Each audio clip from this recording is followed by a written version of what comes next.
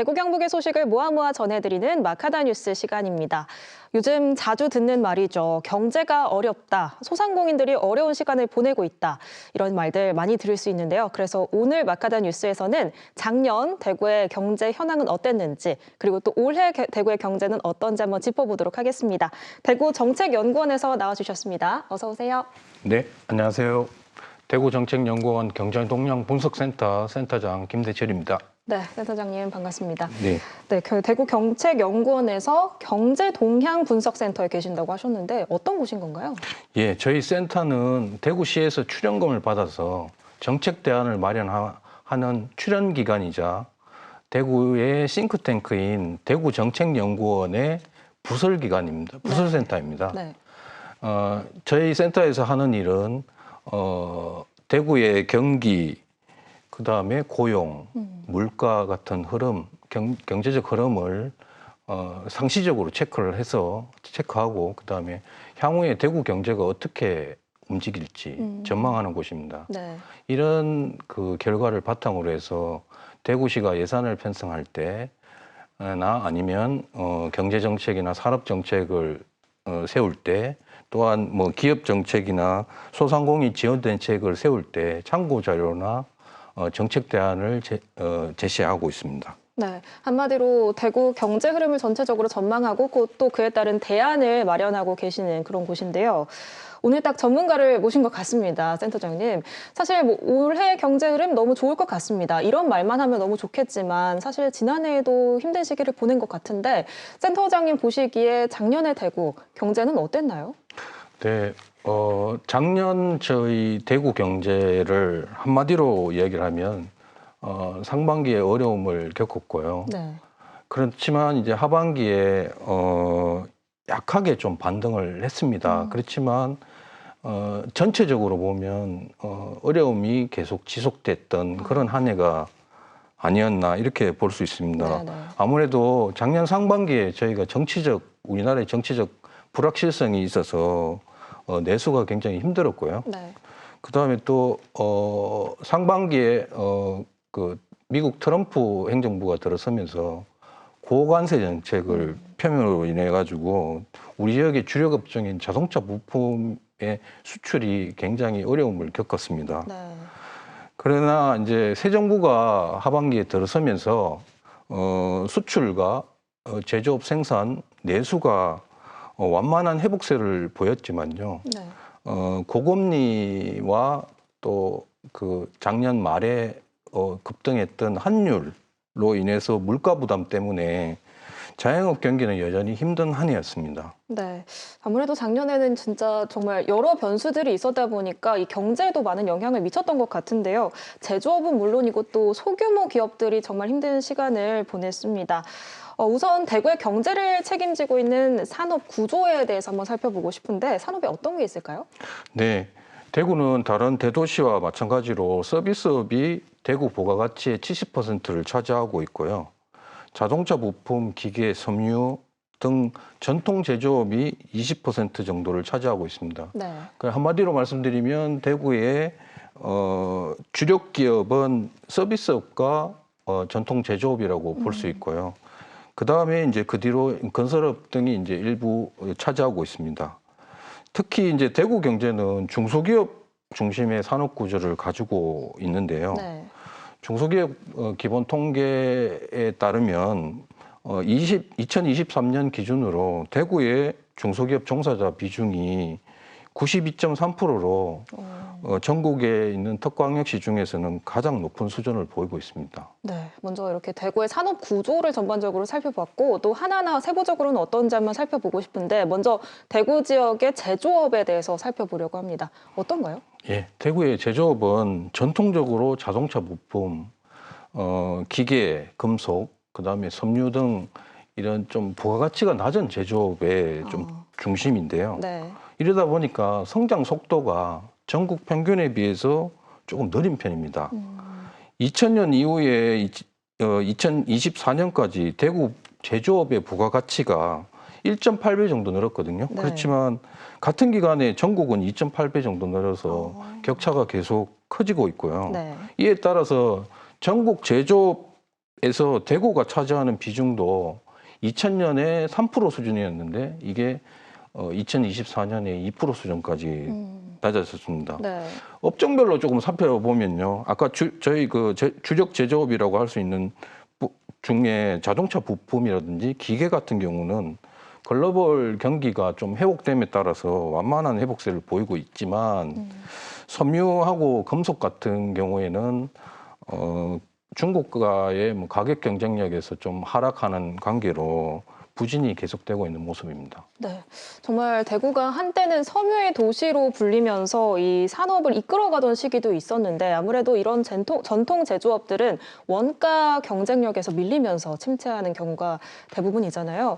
그러다 보니까 이 대구의 경제, 이 산업 기반이 워낙 취약하기 때문에 이런 흐름이 이어지는 것이다. 이런 지적도 나오고 있는데 그거에 대해서는 어떻게 생각을 하시나요? 네, 뭐 말씀해 주신 대로 아까도 말씀드린 것처럼 대구의 산업 기반이 너무 자동차 부품, 기계, 금속, 그다음에 섬유 등 이렇게 전통 제조업 쪽에 많이 치우쳐 있는 건 사실입니다. 네네.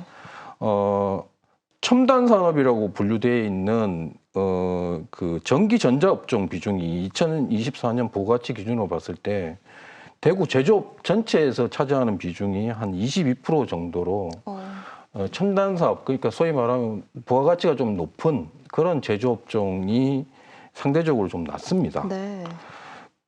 또한 이제 전국 대기업 계열사 계열사가 한 1742개 네. 42개 정도 있는데 그 중에서 대구 소재 기업이 14개 정도밖에 불과할 정도로 대구 제조업체는 중소 중견기업 중심이라고 해서 이런 한계로 인해서 이제 연구개발 투자라든지 고급 부가가치화를 빠르게 추진하기 어려워서 생산성 향상이 좀 더딘 구조입니다. 그렇군요. 여기에 대해서 인구도 지금 감소하고 있고요.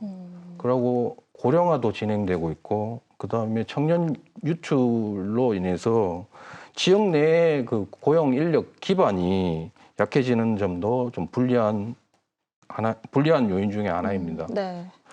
실제로 39세 이하 인구 비중을 비교했을 때 약 한 30년 만에 약 25% 정도 줄어들었고요. 반면에 65세 그 인구는 5배 이상 늘어난 것으로 확인됩니다. 네. 지금 이 우리나라 산업 구조 전반적인 변화와 함께 또 지적을 해주신 게 인구 문제인데 실제로 대구가 전국 특광역시 가운데 20대 청년 유출률이 가장 높은 도시입니다. 그 이유로 이제 지적이 되는 게 대기업 뭐 신산업 비중이 낮은 도시다 보니까 그렇게 연결이 되는 것도 있는데 그래서 또 자영업자 비율이 굉장히 높은 도시가 대구인데요. 자영업 현황도 한번 짚어보겠습니다. 또 전망은 어떤가요? 예, 일단 대구 현황으로 좀 말씀드리면 대구 자영업자는 2025년 기준으로 인구 100명당 11.2명으로 전국 7대 대도시 가운데 최고 수준이고요. 네. 지역 총생산이라고 해서 GRDP가 있는데 이 중에서 자영업 비중이 약 25%로 높은 편입니다. 가장 높은 편이고요. 네. 그런데 이제 문제는 뭐냐면